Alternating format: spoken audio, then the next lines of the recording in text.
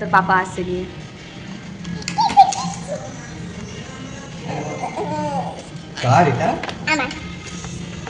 মেয়ে মাম খুশি?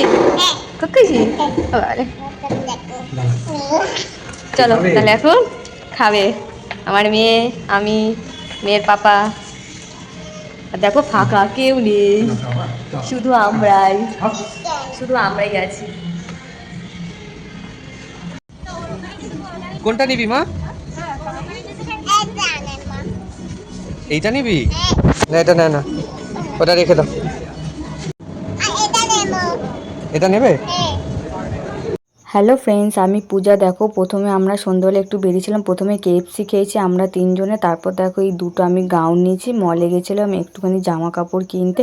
আর আমার মেয়ে ওই ড্রেসটা পছন্দ করেছে, করে ও বলছে ট্রায়াল রুমে যাবে, তো ও গেছে আমার সাথে। আমি ওই ড্রেসগুলো দেখছিলাম আর আমি সত্যি এই দুটো জামাই নিয়েছি, যে দুটো পরে দেখালাম ট্রায়াল রুমে, এই দুটোই নিয়েছি। আর আমার মেয়ের জন্য ওই জামাটা নিয়েছি।